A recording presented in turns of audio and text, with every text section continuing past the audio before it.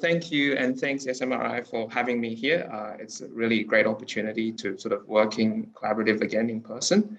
So my name is Ivan Guo. I'm from Monash University, and my area of research is primarily in financial mathematics. And today we're going to talk a little bit about optimal transport and its sort of recent developments in the areas of financial mathematics. Okay, so let's see. What is optimal transport? Yeah, so optimal transport itself is sort of motivated by an engineering problem many years ago. So in the 1700s, it was sort of Gaspard Monge. So Gaspard Monge is quite famous for a number of things. For instance, he's had a lot of contributions in geometry and areas of optimization and so on. So one of the things that he proposed is the following. Suppose you have a collection of building materials such as dirt, concrete, cement, whatever it is, and you want to transport from one location to another. How do you do it efficiently?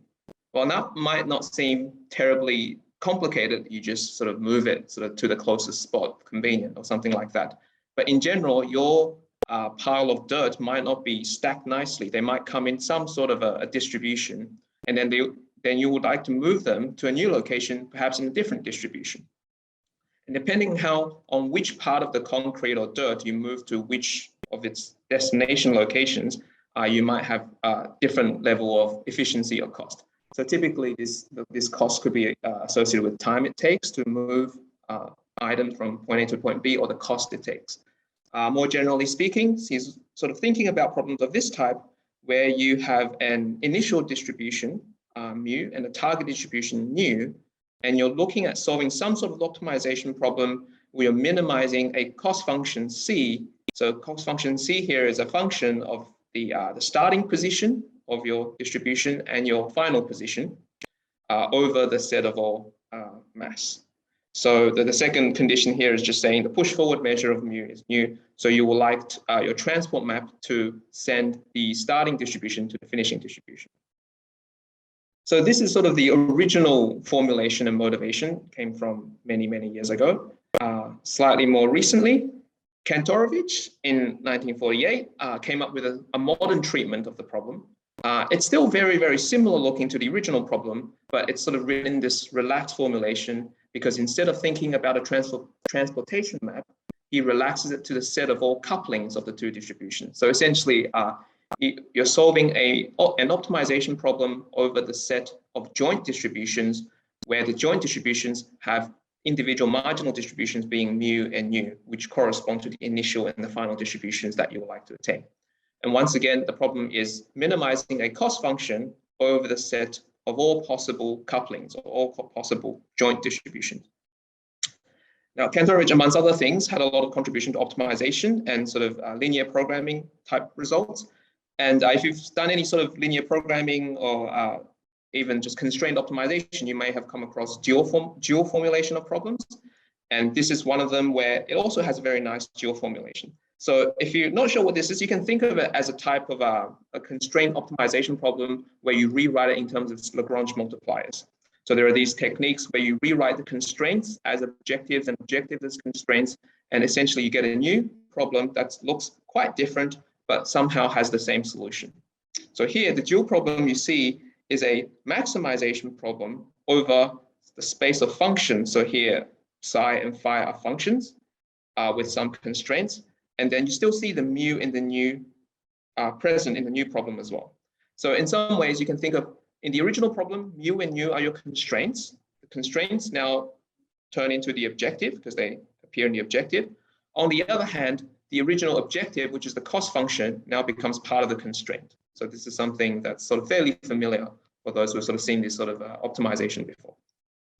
Another consequence is that instead of solving an optimization problem over the set of measures, you're solving a different optimization over the set of functions, because topologically, the functions and measures have this topological dual property over many spaces.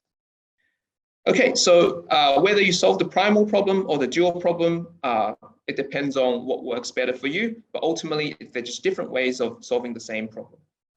And then since then, optimal transport has really taken off in various areas of mathematics, sciences, and elsewhere, with plenty of different applications. For instance, in astronomy or cosmology, it's used to study the evolution of the universe at an early state. So you have the Big Bang, and then you have the early state where you have astronomical bodies forming. How does the mass of the universe turn from the Big Bang singular point to where it is today or at some other time? So a lot of that study uses techniques from optimal transport. But perhaps a related problem that's back on the previous slide. Sure. Yeah. Sorry. So, what's the definition of pi mu nu? Oh, it's the set of joint distributions over two dimensions where the individual marginals are equal to mu and nu. So you have the set of two-dimensional distributions, and you look at the cross-section or the projection, if you like, you see mu in one direction and nu in the other direction.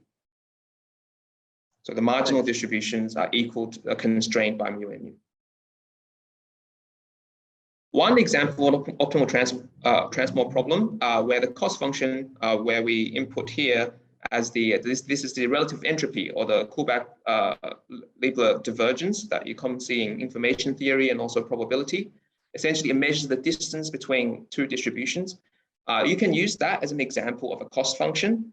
And then it turns out that when you do this, the optimal transport problem you get is closely related to the Schrodinger bridge problem, which was actually posed in the 30s. Now, that in itself is kind of interesting, but the part that really caught people's attention is that for this particular formulation, there turns out to be a very, very efficient numerical algorithm that calculates the optimal mapping. Whereas previously, if you just write down the primal problem, if you want to solve it numerically, perhaps you have to search through the space of all distributions or something like that. So that's quite not very efficient. Whereas there's the sort of very famous Sinkhorn algorithm, which is an iterative algorithm where it sort of bounces between two constraints. So essentially, you have a problem with two constraints. It's an optimization problem where you want an initial distribution constraint and a terminal distribution constraint. You can write down two Lagrange multiplier terms, and the Sinkhorn algorithm essentially just alternates between the two and try to satisfy either one. And then there are results regarding its convergence. Roughly speaking, you're searching in some space, you're just bouncing between two planes and eventually try to converge towards the intersection. So this algorithm is very specific to problems that uses this type of cost function. You can actually do a little bit better than this. You can also apply it to other cost functions as long as you're willing to add a term that looks like the relative entropy. But you can sort of scale that term with another constant epsilon to sort of give it more or less weightings to compute standard problems.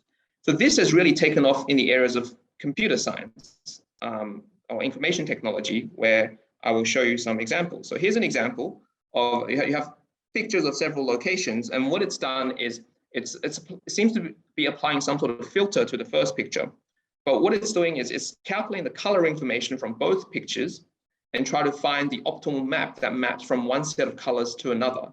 And then afterwards, you can recolor the original picture using the result of the map. So you see that somehow it knows to differentiate between what's more green and what's more yellow and what's more blue, but in a way so that's sort of more consistent with the second picture where it's drawing its color palette from. Another example, so we have a bunch of 3D objects. So I guess this is a mushroom, a hand, a star shape, and a donut. And optimal transport gives you a way of essentially interpolating between them. Now, whenever people interpolate pictures, perhaps the most naive way is you take some sort of a Euclidean average, right? But then what you'll get essentially is a superimposition of the two pictures. Whereas optimal transport, it's not just sort of adding half of the donut with half of the hand. Instead, it's looking for a complete transformation that sends the donut to the hand in terms of the distribution. So this, I guess, is a multi-dimensional example because there are 4 different marginal distributions, but the underlying logic is the same. So this is commonly used, I guess, in information technology where you interpolate between pictures and such. So if you've been online, you've seen those morphs, AI morphs that sends one celebrity's face to another celebrity's face. Chances are it's sort of using the same set of, it's solving the same kind of problems. And the Sinkhorn algorithm really enabled this because it's efficiency, because it's essentially an explicit algorithm where you don't need to solve any root finding problems. You just calculate something straight off the bat each time. It's very fast because you're just multiplying some numbers. You're not really evaluating complicated functions, and it's just iterative. So it's simple and it's fast and it's effective. Okay, so hopefully that gives you a little bit of background on sort of optimal transport and its different applications in recent years. The one that I would like to talk about eventually is, of course, stochastic optimal transport. But before getting there, I briefly need to mention the continuous time formulation of optimal transport. So previously, we only talk about the initial state, the final state, and how to get one from the other. But we don't really track what happens in between. I mean, there's an interpolation there, but we don't really have the sense of time. It's not a time evolution problem. It's simply a point-to-point problem so far. So in 2000, Benham and Brenier introduced a continuous time formulation of the optimal transport problem. Still looks roughly the same. The idea is like this. You have some sort of a distribution where it starts in a given row 0 state and it finishes at a row 1 state. So that's very similar to optimal transport. But it also satisfies some sort of continuity equation, which governs the velocity of the movement of the particles. So V here is more or less, you can think of as the velocity of the individual particles. And then the optimization problem that we want to solve is essentially the average or the total integration of some cost function h. So h here acts as the cost function, but the cost function is applied to the velocity term. So it's not a point-to-point cost function. Instead, it's a sort of continuous time version of a cost function where it's penalizing perhaps large values of v or small values of v, whatever it is. Now, it turns out that this problem still has the flavor of optimal transport, but it gives you an entire evolution of the system from time 0 to time 1, rather than the point-to-point distribution. And once again, you can write down the dual problem. You can do all of those things. Of course, the Sinkhorn algorithm that was working so effectively for the point-to-point problem becomes not immediately practical here anymore, because this presence of additional continuity equation, you can think of this continuity equation as an additional constraint that tells you how the particles must evolve in the time between 0 and 1. So somehow this additional constraint really adds difficulties to the numerical algorithm trees. But that's sort of a fairly important breakthrough, because that paved the way to the application of optimal transport in continuous time systems, in particular to sort of stochastic processes. So the field that I'm interested in, or been working in recently mostly, is about stochastic optimal transport, or more accurately, maybe we call it semi-Meininger optimal transport. It's very similar to the previous continuous time version, except on top of having a velocity term, so you can think of the evolution of x, the process x, in terms of some velocity times dt, but also there's a diffusion term where it it behaves like an Ito process or a stochastic process with a diffusion component. It's also formulated in a way where we are, instead of thinking about distributions and marginal distributions, we're thinking about probability measures on this space. So we have x, which is a stochastic process that has, that represents evolution of path of particles over time. P is a probability measure over those paths. And depending on how you assign your probability measure, you have a different kind of evolution, right? So the coefficients alpha, beta here will be different. So what is the stochastic optimal transport problem? Well, once again, we have some initial and terminal distributions that we're interested in. So this is just a different notation of writing down the same thing. But the objective function is, what we're doing is we're minimizing the expected average level of a cost function, and the cost function is evaluated in terms of these new coefficients, this alpha and this beta. So alpha is, of course, the drift, if you're in a stochastic process. It's like the velocity from the previous slide with the deterministic case, and beta is the new term that involves the diffusion coefficient. So you have a cost function that takes the parameters alpha and beta, and then you would like to minimize this cost function on average across the entire time spectrum. They also have some conditions. They would like h to be convex, and h can even be stochastic itself. It could be a stochastic function. It doesn't have to be a fixed function for all time. And this is done over the set of all probability measures on the path space in a way so that it preserves initial and final distribution. So in a way, there are sort of constraints. You still have the initial constraint, final constraint. You also have a constraint regarding how the system must evolve according to this SDE. But you have some flexibility in the sense that the parameter of the SDE can vary, and you would like to find an evolution that minimizes this parameter, or the cost function of this parameter. Just like before, you can also write down the dual formulation. And the dual formulation may be a bit less recognizable from before, but a couple of features I want to point out. Instead of optimizing over measures, you're optimizing over functions. So phi1 here is a function. You see in the objective, you see mu1 and mu0, which are your initial and terminal distributions. So once again, the constraint becomes the objective in the dual problem.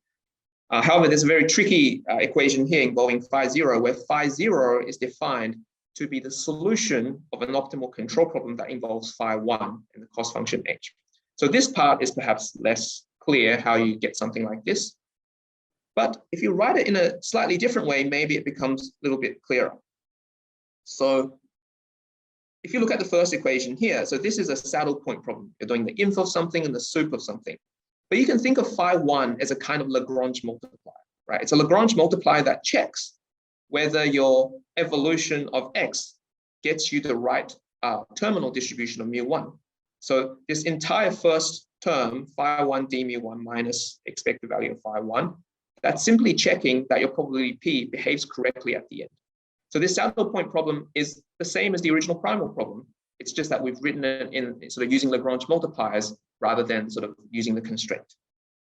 But the dual problem, you can think of it as the swapping of the inf and the sup. So a lot of dual study of duality is about swapping infimum and supremums. If you just simply swap these two, what you get is immediately the dual problem. So even though this stochastic control problem might seem like it came out of nowhere, it makes sense once you write down the primal problem using Lagrange multipliers and you swap the inf and the sup. Of course, we don't know that this swap is allowed, whether you get equality or not. But if we do, then you can swap them. And then what you have is essentially the same as the dual problem. So that's sort of one easy way of kind of guess what the dual problem is if you sort of don't know. Okay, so I'm going to first talk about essentially the simpler case where everything's Markovians, where we have sort of nice PD analogies. So in the when we first talked about the Benhamou work where they introduced a continuous time formulation, they had a partial differential equation which governs the evolution of the particles, but in a deterministic fashion. You can do an analogous version here. Instead of the continuity equation, you just have the Fokker-Planck equation, or also known as the Forward-Kolmogorov equation, which tells you the evolution of the density over time. And it's written in terms of the parameters of the diffusion. So it's very similar to the equation before, except there's an extra term, yeah? An extra second order term that involves the diffusion coefficients. So here, note that I have this expectation operator. That's because in the full problem, alpha and beta are stochastic processes. They're not just simple functions of t and x. They're functions of the entire history of x, right?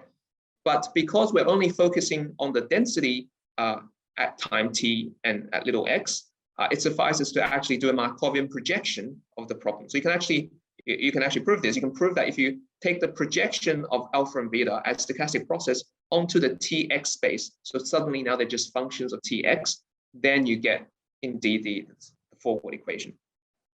So how do we justify taking this Markovian projection? Because we're solving an optimization problem over the space of everything, right? How can we just restrict it to the Markovian case? Well, it's actually a simple consequence of just Jensen's inequality, because we're trying to minimize some cost function, which is, of course, you can write it like this way.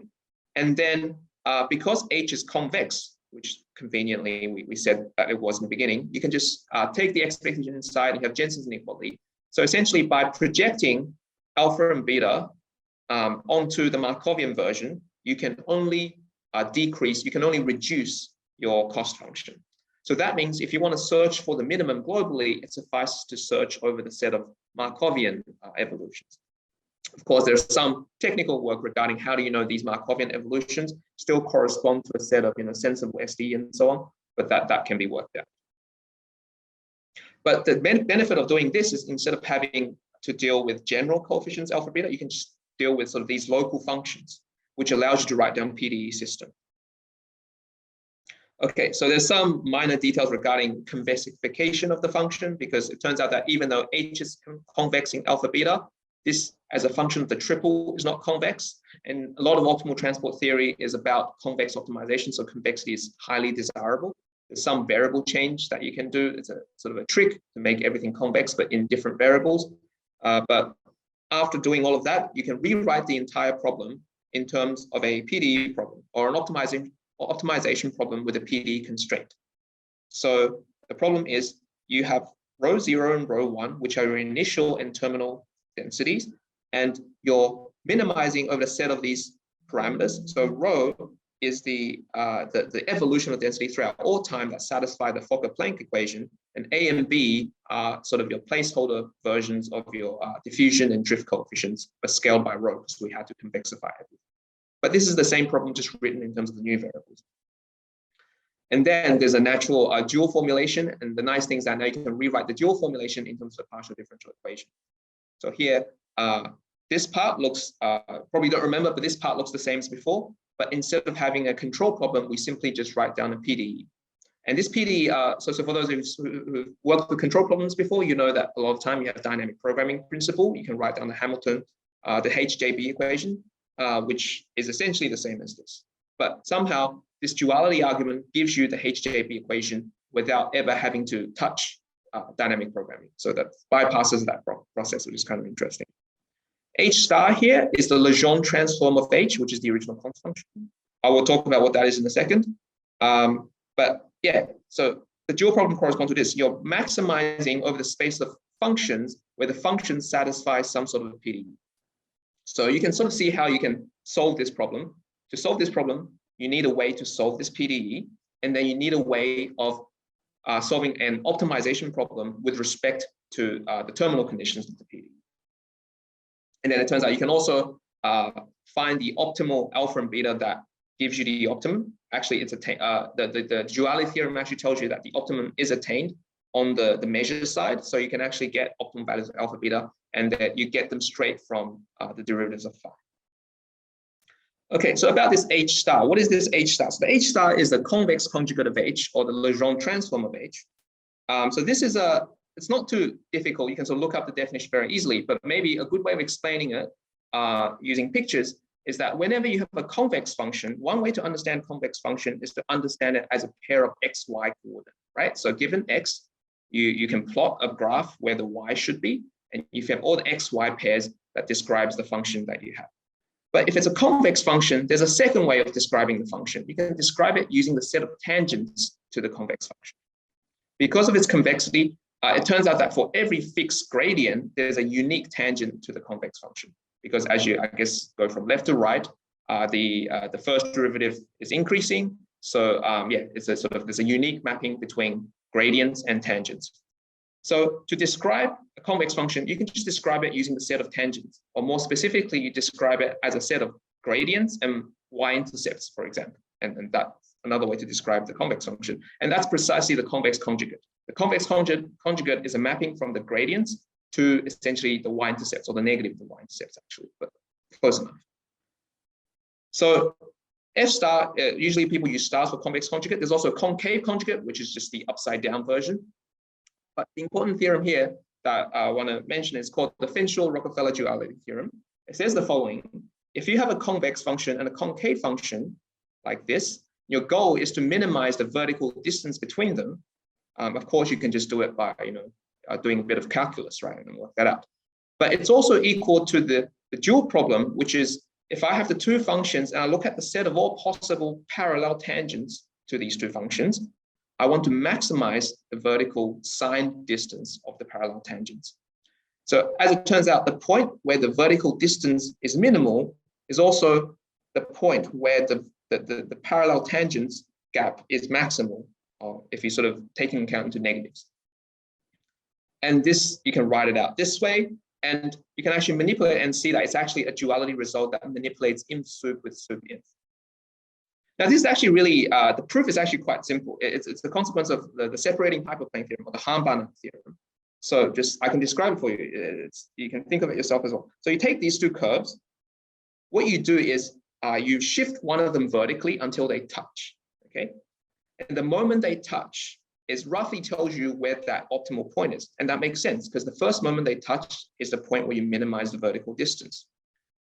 The separating hyperplane, or the Hahn-Banach theorem, says that there exists a hyperplane that divides two convex bodies, right? If they're not, if they're not intersecting, but except for maybe on the boundaries. So you make the two curves touch, and there's a unique or not unique necessarily, but there exists some sort of tangent to both that still divides them, and that tangent corresponds to the dual problem.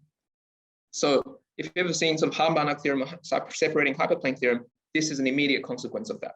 Except that this theorem you can apply to much, much more general topological spaces rather than just this case where it's essentially R, right? And pretty much all of the previous duality results you can prove using this technique, except applying them to very, very complicated spaces. But essentially, whenever you have a convex problem, some constraints, as long as the constraint is linear or convex, you can use this idea. So what you do is you embed the objective into, say, F, you embed your constraints into G, you find what F star and G star is, and then you write down sort of the dual problem. Okay, very simple example. So this is an example for the martingale optimal transport where the mean of the distribution doesn't change. So this is a very trivial example where you have a starting distribution, which is the very pointy, I guess, blue line, the other graphs. Your destination is the less pointy red line. What you see is the evolution of the orange line. It's a little bit faint, unfortunately, but hopefully you can see this. The orange line, as you progress through time, the orange line slowly goes from the blue line to the red line. But it's evolving according to some sort of stochastic differential equation. It's actually a very simple stochastic differential equation. It's just something with a constant diffusion coefficient. If I can see it here, I mean, it looks a bit crazy on the side because it's only defined up to where the distributions disappear. So when the distribution is very small, sort of numerically, it's sort of, it's not well defined what's going on. But in the middle, essentially, you have a flat diffusion coefficient. Okay, I won't spend too much on the next section. It's a little bit dry, a little bit technical, but the next piece of work that we do is to generalize this notion of optimal transport to more general constraints. So far, we've only had constraints where we say something about the terminal distribution, but why not other constraints? How about instead of saying the terminal distribution must be mu1, why don't we impose, the mean must be some known constant? Or maybe the mean of some function. So this could be a function, this G could be a function of the entire path, not just at time one. And there's a wider range of constraints they can imagine. And it turns out, as long as your constraints are convex in the right way, and perhaps closed topologically in some sense, you can solve the exact same problem, get the same duality, and apply all the technique that we see so far. So this is a little bit complicated, but essentially this is saying that we can actually have a general convex set of constraints. So P is a set of all probability measures, and N is some convex subset that's closed under some topology. And this N, no matter what it is, you can write down a function that essentially is the Lagrange multiplier of N. So it's a function that's either 0, if yes, you've hit the target, your distribution in N, or it's infinity if it's not. You add it to your optimal transport problem, and you have a new one that has this constraint. You can just think of this as Lagrange multipliers. So without going too much detail, I just want to point one sort of interesting thing is that because now we're working with path-dependent non-Markovian constraints, the former idea of using PDEs doesn't work exactly because PDE is very restricted to this Markovian setting. It's necessary to look at sort of more general types of differential equations or derivatives in general. So there's this one notion called the path derivative. So it's defined for functions which take a whole path as input, but not only the path, as well as the time the path follows up to. So there's a notion of C12 function that's introduced by Bruno Dupier and later on formalized by a few other people that essentially says that you can take derivatives of these kinds of path functions in the following way. There are the so-called horizontal derivatives, where you take the path, you extend it forward in time by dt, but don't change anything in space. And you sort of study the behavior of the function that way. And that derivative is known as the time derivative or the horizontal derivative. You can also define the vertical derivative or the space derivative by perturbing the endpoint. Of course, then there's some discontinuity, so you need to make sure that your space is okay with that. But roughly speaking, that's the motivation of the vertical derivative is that what happens if you keep the same path, same endpoint, same t, but you move it in space in some direction. So you get some sort of gradient operator that way, and you get a space derivative. And using these newly defined space and time derivatives, you can have the usual Ito formula that you might be familiar with, but this is essentially the so-called functional Ito formula. It's pretty much the same as the usual formula, Ito formula, except we have path-dependent functions and we have path-dependent derivatives. So A little bit technical, but we won't spend too much time on that one. And also, you also have, it turns out that you can prove the converse of it, which is that the Ito formula holds for every C12 function, if and only if the measures that you're dealing with are semi-Martingale measures. So as it turns out, these special C12 functions using the fancy path derivative are precisely the type of Lagrange multiplier you want to identify semi-Martingale measures. Once you have this, you can actually go on and do the whole duality story. Once again, you have the original problem. You have some fancy constraint now. It's not just a terminal constraint, and you need a semi-Martingale. You can characterize the constraint using Lagrange multipliers. That's this term. You can characterize the semi-Martingale using, I just use a shorthand here, another Lagrange multiplier. You use Fenchel Rockafellar duality theorem to swap the inf and the sup effectively, and then you do some simplification, and what you get at the end is a dual problem that has a PDE once again, but a path-dependent PDE.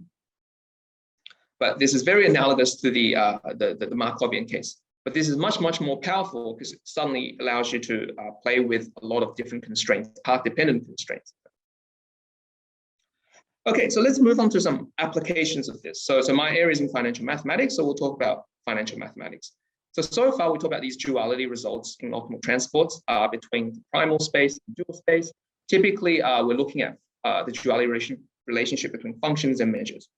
So what do functions and measures represent? Well, measures typically represent probabilistic uncertainties of a model, right? So if you have a model about the future, you have some uncertainty, you describe it with a distribution, a probability measure. So that's where the measures come up. You can also use it to describe perhaps the distribution of your wealth. If you're investing money, it's an uncertain process. You get some uncertain wealth in the future. That's another kind of distribution. The type of functions we see are the controls and reward structure. So what they refer to are the various products that you can buy in the market. So you can buy a so-called financial contract or an option which rewards you with some profit based on the dynamic of the market. That reward is a function of what's going to happen in the future, and that function is the type of function that appears in this duality. And also, we see things like the control. So the control refers to the type of things that you can do. So for example, if you're trading portfolios, how do you trade them? How do you decide how many stocks to buy at what time? So those are functions, right, of the state space, of the probability space. And those functions, once again, appear in these duality schemes. This is just the one-liner duality, once again from before. But there are sort of three big kind of problems that I've worked on in recent time. I'm only really going to talk about the first one today because it'll take too long to talk about the rest, but just give an overview of what they all mean. So model calibration. So one of the important issues in mathematical finance, and perhaps most branches of applied mathematics, is that it's great that you have a model, but you need to somehow calibrate that model to real world data, right? So you have a model which might have some parameters or some functions involved, but you need to determine those parameters based on real life observations. So there's a process where if you know the model, then you can deduce certain results, like you can deduce the price of a financial contract. But the inverse operation is not so trivial. Given the price of financial contract, what are the type of models that give you those prices? So this duality between option prices and the models that you can have is sort of one relation that we'll exploit using optimal transport. There's also robust finance. So this is about model uncertainty. So it's good that you have a model of the future, but what if you're not sure about this model? Maybe it's not just one possible model you have a class of model of what can happen in the future. So this model uncertainty is some sort of a control problem in terms of the set of probability measures. And it turns out that this model uncertainty is very closely related to the process of replication and hedging in finance, where you run hedging portfolios in a way that protects you from all possible futures, including your model uncertainty. So there's this duality relationship between the portfolios you can run and the type of models that you can encounter. And then finally, in portfolio selection, typically people will say, okay, we have some money, we want to invest, so we want to maximize our wealth in some sense.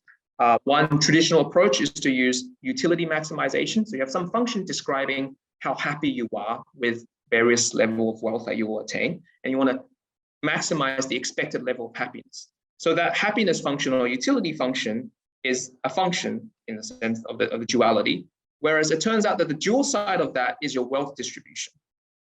So the typical approach is to maximize utility function, but with the techniques of optimal transport, we can actually do a different kind of portfolio optimization where you try to target a particular wealth distribution. And that's interesting because utility function is sort of somewhat abstract, right? So what is your happiness level for having, $100 or $1,000 or $1 million?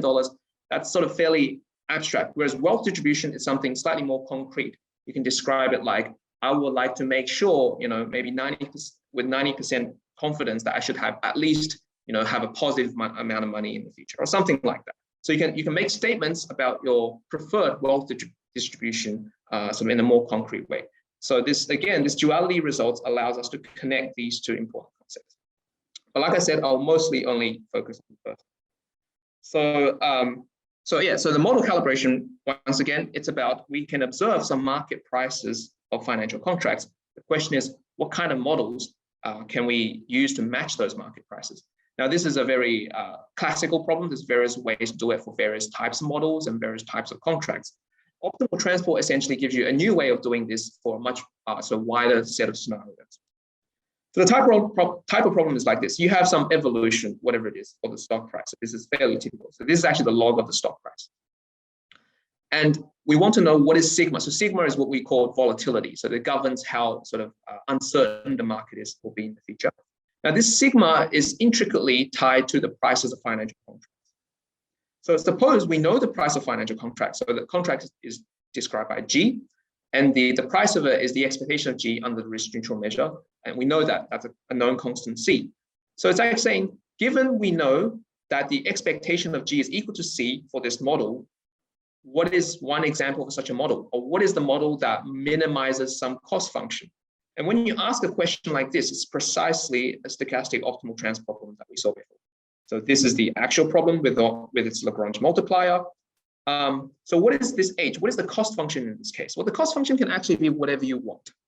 But perhaps a sensible one is the following. Suppose you have a model in mind that you like. You think, okay, I think the model should be this, but maybe it's not completely correct. So you have a reference volatility parameter sigma bar. So you think the market should have sigma bar as its volatility parameter, but you don't know what it is actually. So instead, you want to find the true model that gives you, or not true, but you want to find a model that gives you the correct option prices, but still remains somewhat close to your sigma bar. So sigma bar is what you think it should be, right? So you don't know what it actually is. You want to match the prices, but you want to be close to sigma bar. So H could be a function that essentially penalizes distance from sigma bar. So it could just be some convex function with the minimum happens at sigma bar, but everywhere else it gets just more and more bigger and bigger. So when you do this minimization, you want to satisfy your constraints while minimizing distance to a reference model. There's a dual problem, and then I won't go through it again, but I just want to mention that you can run numerical methods. It involves, like I said, solving PDEs and doing optimization. Okay, so I just want to show some pictures. I think that's the best way to understand what's going on. So this is a surface representing the volatility parameter. So it's a made up one. It's a function of the current stock price and time. Okay, I think the time might be reversed. So you actually have future time here and past there, but that's more just for the graphical fidelity. It just looks better in this angle. You can't see the surface very well otherwise. So this is the true surface in the sense that we're going to use this as the answer to the question. And we're going to use it to generate some prices of financial contracts. The problem is once we get those prices, now we need to figure out using optimal transport, what is a surface that gives us those prices? Now, of course, you're not going to get the same answer back because given a set of financial contracts, there could be lots and lots of different models that satisfy those. So what you need is a sigma bar. So remember, sigma bar is a reference model where you think the model should look like. So let's say we don't know anything. I just think the model should be constant sigma forever. And then I take those prices that I calculated. Now they're not compatible with this flat constant sigma model. So the optimal transport algorithm is trying to match the prices while minimizing the distance to this flat model. So this is done for 1, 4, and 10 maturity. So I'm essentially taking financial contracts with expiry at different times. And as you can see, depending on what you do, you get a different answer. you still get this kind of convex shape, which is reminiscent of the true shape, but we don't know what the true shape is. All we have is a reference model and some prices which are kind of cross sections or cross-sectional informations of what the true model is. So here's an example. If I take a sigma bar, which is not flat, that has an angle of some kind, so this is again just something that's made up, then you get a different model that looks kind of similar, but also still has that convex bend because the option price is telling you that's the case. Now, again, the option prices give you very limited information. So in regions where there's very little information, it still try to revert to your reference model, right? It try to minimize distance to this slanted surface while trying to match, the complexity of the option prices. If you use, so the previous examples were done using options at every strike. So essentially you have an option that somehow gives you information at every point. Now, one issue is that if you use the usual financial call options, but not at every point, only at a selected number of points. So these are 5 strikes. So at 5 different points, you get these very unstable looking surfaces. And this can be explained because the method itself, it uses a PDE that operates on a second derivative of the function phi. But the typical financial vanilla option is a function that's not very smooth. It has a sharp corner at one point. So the second derivative at the sharp corner naturally will blow up. So that's what's contributing to these spikes. But just to show what's happening, again, you have a flat reference model. We have, again, option prices at 1, 4, and 10 different maturities, but at only 5 different points in space, if you like, rather than every point. Then you get something, because it's trying so hard to optimize the distance to the flat area. So somehow in between these spikes, it's rapidly going back to the flat region because that's what it's desiring to do. Again, the slanted version, and then here's another more spiky version with 15 instead of 5. You get these sort of pictures. So how do we deal with these spikes, right? Even though the model you produce indeed gives you the correct option prices, perhaps these spiky features are not so desirable. So one of the ways you can do this is you iterate the procedure. So you first solve the problem, you get an answer that's spiky, you apply some smoothing to it and feed that back in as your new reference model. So remember the reference model are these, for example, this slanted curve or the flat one. So you solve the problem, you get something like that. You just smooth it using whatever smoothing technique you want, and you feed that back in as a new reference model. It doesn't matter what you pick as your reference model, because the constraint is still a hard constraint. It will still fit to the actual option price, regardless of what your reference model is. So if you do this, after the first iteration, you still have the spiky behavior. After the second one, it's a little bit more understanding. And then after 4, after 8, if you sort of iterate this process, you get something that's more reasonable looking, okay? And then as a consequence, if you actually plot the actual price or the implied volatility correspond to the price. So implied volatility is sort of a placeholder for the price, more or less. You get something that interpolates between the red data points. The red are the actual data points, but somehow much smoother. There's a second way of smoothing. I'm not going to talk about it too much, but again, it achieves a similar effect. And then you can also combine iteration with smoothing. Yeah, so here's one iteration without smoothing, one iteration with smoothing. And the more you repeat, the more you iterate, the more you smooth, you get something that's more smooth naturally. So that's kind of interesting. So for the last, I don't know, maybe I have 5 minutes left. I will talk a little bit about machine learning and how that can be used in this space. So like I said, if you know something about the Lagrange multiplier of the model, so if you know phi 1, you can actually solve the PDE to get phi 0, and you can reverse engineer the model, and that can give you either the option price or the distribution. So in some sense, if you know the model, you can figure out option prices very easily. The reverse is very hard, right? So it's an example of an inverse problem. And machine learnings are very good for inverse problems, because what you can do is you can solve the original problem, the easy version, the easy direction that turns data, that turns models into data. You can sort of generate lots and lots of those pairings and use those as data to train a neural network to recognize the matching between the two, and then use it to solve the inverse problem, which normally is very difficult, right? So once you train a neural network that takes a lot of these row ones, a lot of these option price as input and give you back either the Lagrange multipliers or the phi 1 as output, you essentially have a mapping that tells you what the neural network think the inverse mapping is, which is the goal of this exercise. So, okay, so you do some feed-forward neural networks, very standard. I just want to show you some examples.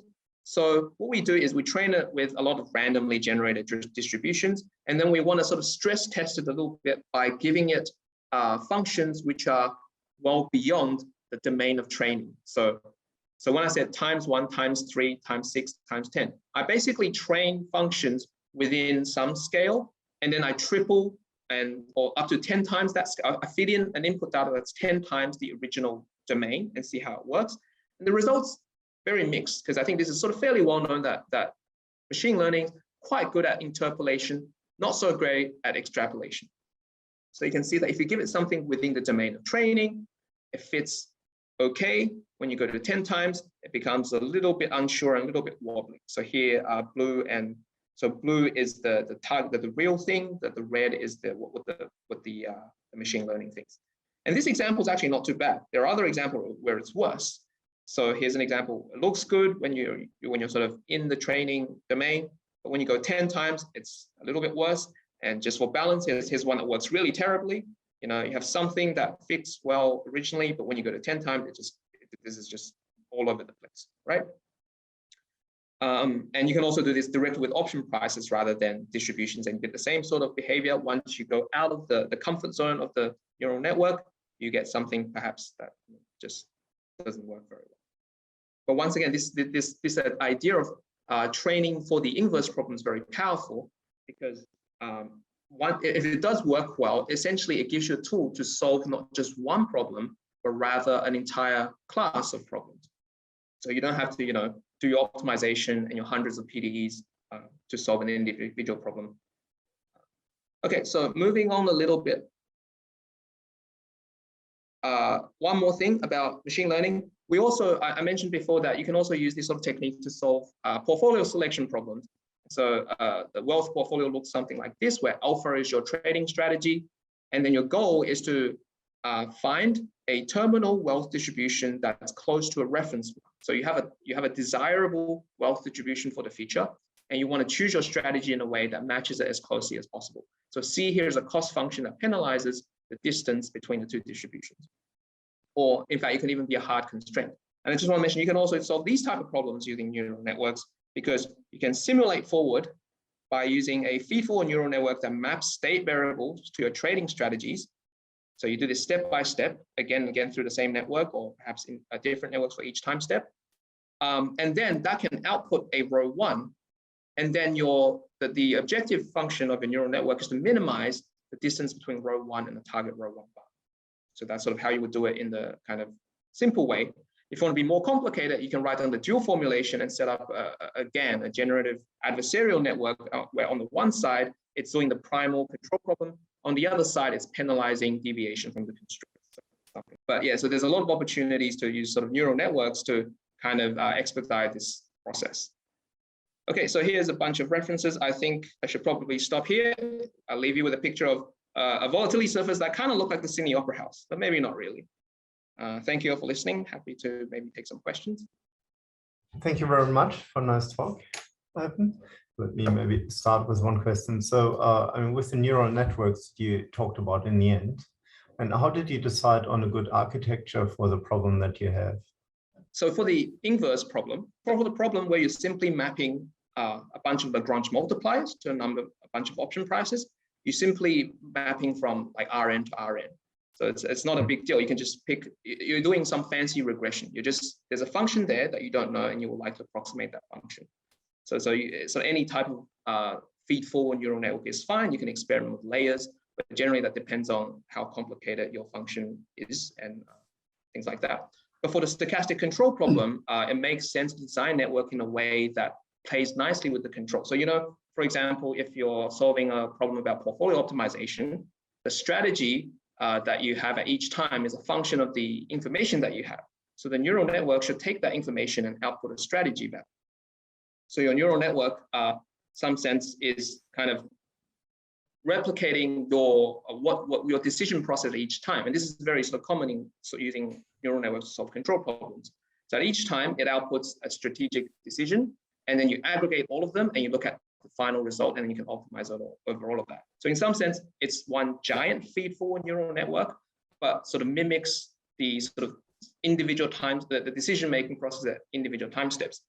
And then finally, because there's duality involved, whenever there's saddle point problems where you have im sup im, you can swap the two, that naturally lends itself to this GAN, this generative adversarial network, where essentially you have two networks. One side is trying to minimize something, the other side is trying to maximize something, and you alternate between the two. So that part sort of fits well with the duality here. Thank you. Any questions from the audience?